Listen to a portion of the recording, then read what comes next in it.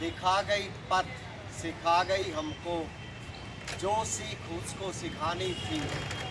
मुंदे ले हर मोलों के मुँह, हमने सुनी कहानी थी।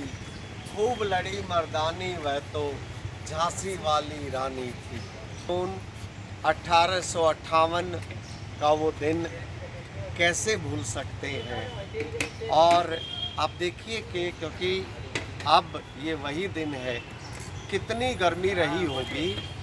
और 4 जून को झांसी से निकलने के बाद, क्योंकि वहाँ से मजबूर हो गई थी घोड़े पे, जब वो कूद करके और निकली कालपी के लिए, तो घोड़ा घायल हो गया था और इसलिए दूसरा घोड़ा लेना पड़ा।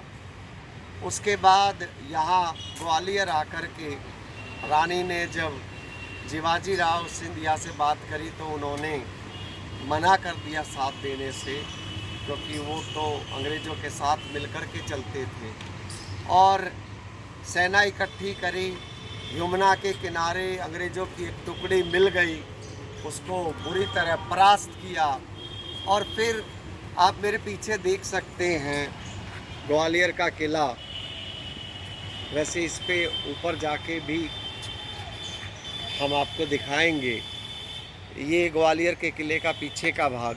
ग्वालियर के किले पे फिर कब्जा कर लिया और इस तरह से अंग्रेज़ों को लगा कि ग्वालियर तो उनके लिए मिलिट्री का एक अच्छा लोकेशन है, वो ग्वालियर को खोना नहीं चाहते थे।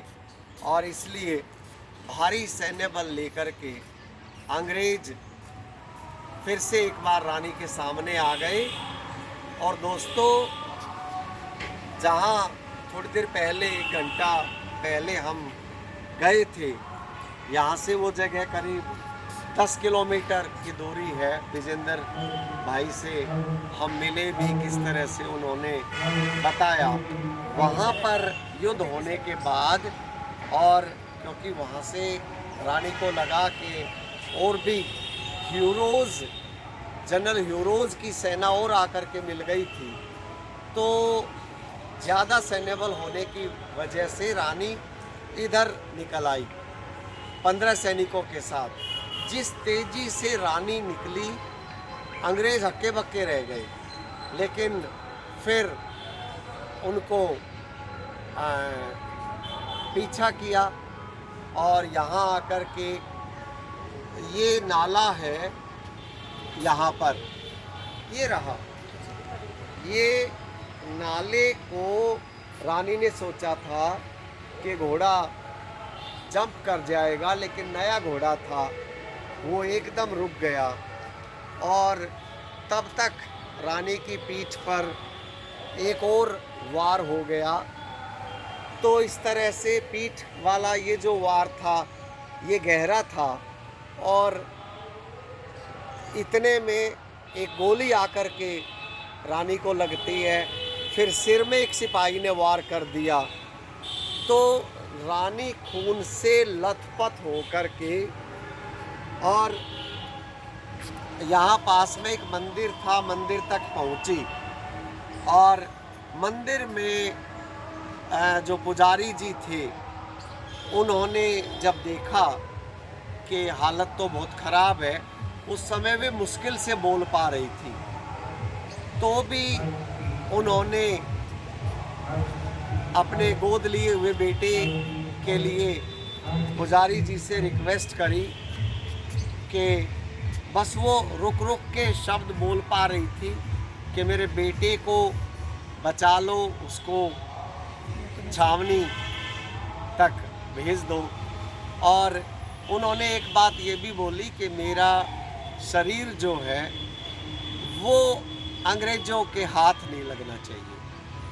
आनन फानन में मंदिर के अंदर ही अहाते में कुछ लकड़ियाँ इकट्ठी करके और रानी के दम तोड़ते ही अंतिम संस्कार, तो उसको क्या कहें, लेकिन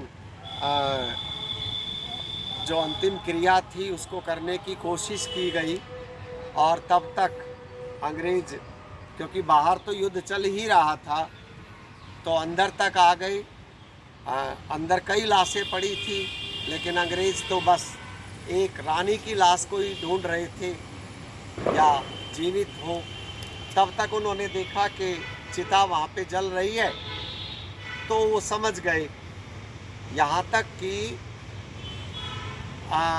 अंग्रेज़ अफसर ने अपने बूट से आग बुझाने की कोशिश करी, लेकिन वो चिता तो वैसे ही उस समय लगभग आग कम हो चुकी थी।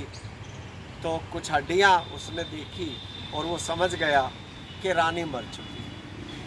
दोस्तों, सैल्यूट है उस वीरांगना को जिसने इस तरह से स्वाभिमान से अपनी ज़िंदगी जी, हमेशा अंतिम सांस तक अंग्रेज़ों से लड़ती रही और उन्होंने छाती ठोक कर कहा कि मैं अपनी झांसी कभी नहीं दूंगी। जय हिंद।